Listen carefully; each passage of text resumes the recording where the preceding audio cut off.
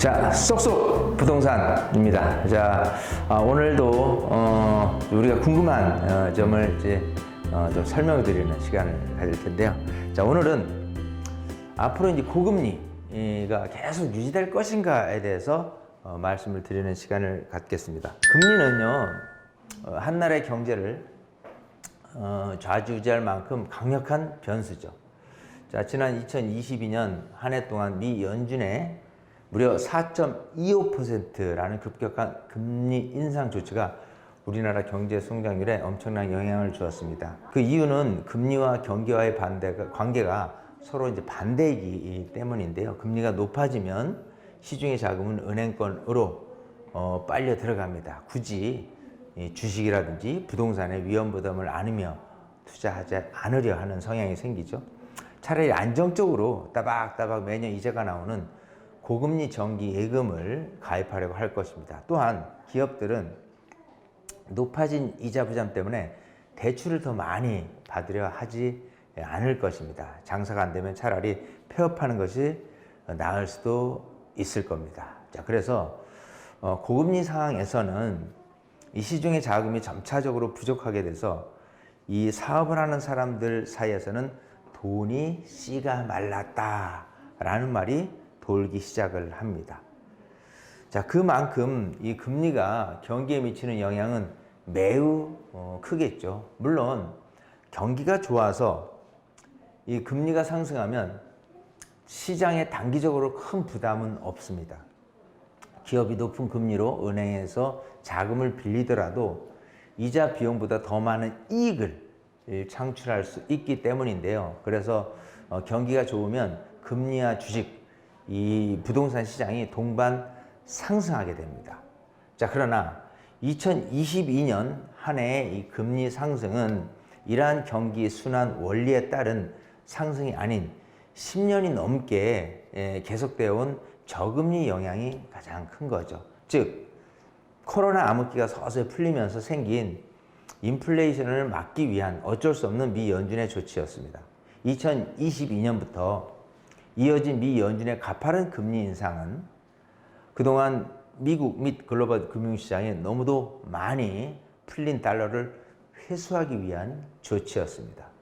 이는 2008년 리만 브라더스 사태로 인한 글로벌 금융시장의 불안을 해결하기 위해서 금리 인하를 통해서 대량의 달러를 시장에 살포한 데서 비롯되었다고 볼 수 있습니다. 자, 그래서 2022년부터 2023년까지 이어진 미 연준의 금리 인상은 2008년에 있었던 글로벌 금융위기로 인한 경기 침체를 해결하기 위한 금리 인하가 근본적인 원인이었다라고 볼 수가 있겠습니다. 자, 미 연준의 기준금리는 2020년 3월부터 2022년 1월까지 0.25% 그리고 2008년 이후 지난 14년 가까운 세월 동안 2017년하고 2019년을 제외하고 거의 제로금리 상태로 지속을 하여 왔습니다. 자, 그러나 코로나 팬데믹이 어느 정도 진정되기 시작한 2022년 1월 0.25%의 기준금리가 3월 이후 계속 상승해서 2022년 말 5.5%입니다. 자, 미 연준은 이 달러 가치 방어에 최우선적 목표를 둡니다. 달러가 시장에 너무 많이 풀리면 달러 가치가 하락하게 되겠죠. 달러 가치 하락은 기축통화로서의 미국의 경제 패권이 흔들리는 원인이 된다고 봅니다. 그래서 2008년 말부터 10년 넘는 동안 금융위기를 해결하기 위해 달러를 굉장히 많이 풀었었죠. 자, 그러나 소비자 물가 상승률이 2022년 7월 전년 대비 한때 9.1%에 달하는 등 물가에 미치는 영향이 매우 심화되었기 때문에 금융위기를 어느 정도 해결하였다고 생각한 연준은 금리를 올림으로써 다시 달러를 시장에서 회수하는 정책을 강행했던 것입니다. 그래서 미국 내에서 이런 물가 상승의 추세가 꺾이지 않고서는 스스로 아무런 근거 없이 미 연준이 정말 스스로 금리를 낮추기는 힘들 것이다 라고 보여집니다. 미국의 이 금리 인상이 추가로 이루어지지 않더라도 경제 상황과 관계없이 미국의 소비자 물가 상승률이 전년 대비 높은 상태로 유지될 경우 미 연준은 앞으로 상당 기간 높은 수준의 금리를 유지할 것입니다. 한국은행도 미국의 고금리가 꺾이지 않는 이상 금리를 자발적으로 낮출 수는 없겠죠. 왜냐하면 한국과 미국의 금리 격차가 많이 벌어지면 국내 주식시장 및 채권시장에 자금이 유출돼서 환율이 급격하게 이제 오르기 때문입니다. 환율이 급등하게 되면 달러가 부족해지고 우리가 지난 98년에 겪었던 IMF 외환위기 사태가 다시 재현될 수도 있습니다. 미국 달러에 의해서 무역 거래로 생기는 대금 결제가 이루어지다 보니까 안정적인 외환 보유고 이 확보를 이유로 만일 미 연준이 추가로 금리 인상으로 나가면 우리도 따라서 금리를 인상할 수밖에 없습니다. 그렇다면 2022년에서 2024년 미 연준의 급격한 금리 인상으로 왜 이렇게 우리나라 주식이나 부동산 시장이 크게 요동을 쳤을까? 그것은 그동안 너무 최저금리에 머문 시간이 길어지면서 금리에 대한 시장의 적응력이 약해졌기 때문입니다.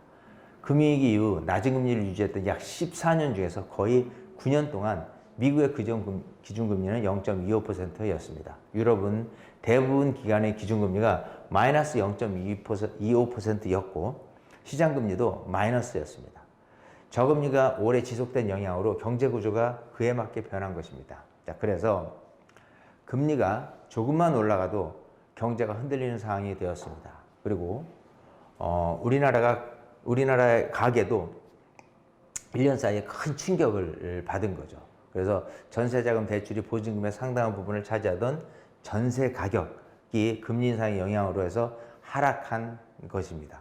그래서 경제가 오른 금리에 적용할 수 있는 시간이 필요한데 최소한 2024년을 지내면서 고금리 기세가 누그러지면서 부동산 시장에 다소 온기가 돌 수 있다고 보입니다. 아마도 2024년은 1%의 성장의 영향으로 인한 경기 침체가 우리나라 경제의 발목을 잡을 가능성이 높습니다. 정부도 부동산 시장 경착륙을 막고 내수 경기 활성화를 위해 투기 수요를 자극하지 않는 선에서 이 부동산 규제 완화에 나서고 있습니다.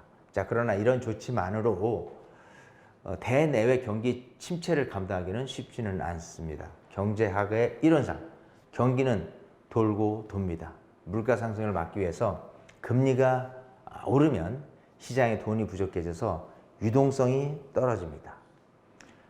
대출 금리가 오르기 때문에 소비자들의 가처분 소득이 줄어들면 제품을 파는 기업의 수익성은 하락하고 이들이 은행으로부터 빌려다 쓴 대출이자 부담 역시 커지기 때문에 자금력이 떨어지는 기업들 위주로 서서히 도산하기 시작할 겁니다. 그래서 경기가 침체되겠죠. 경기가 침체되면 중앙은행은 금리를 낮추고 정부는 각종 규제를 풀면서 경기를 부양시키려 할 겁니다.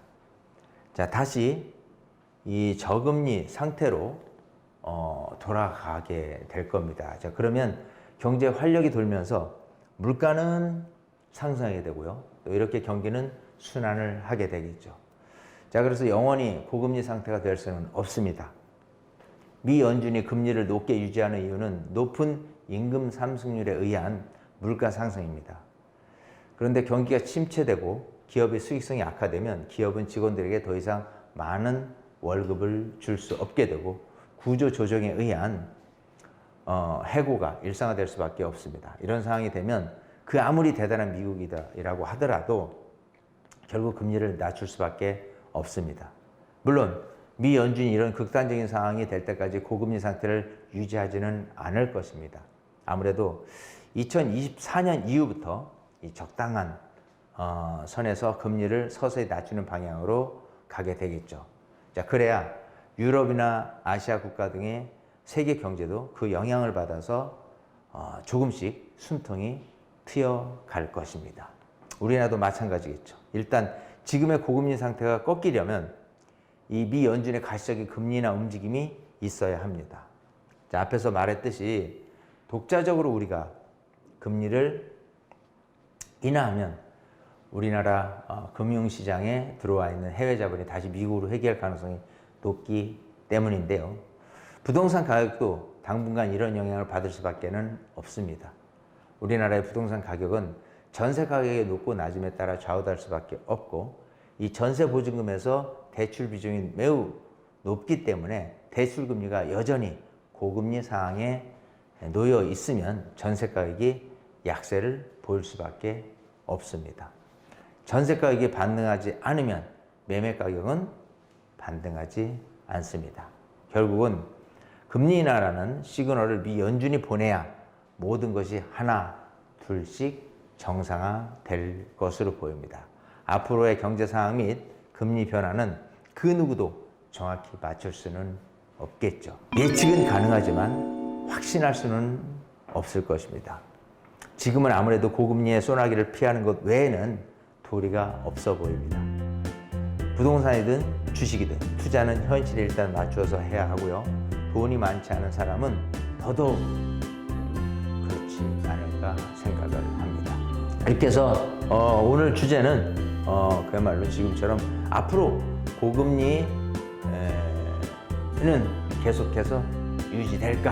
자, 일단 2024년은 어느 정도 고금리가 유지된 상태에서 언제부터 하락의 신호탄이 쏴지느냐, 미 연준에 계속 투자할 수밖에 없는 상황으로 설명을 드렸습니다.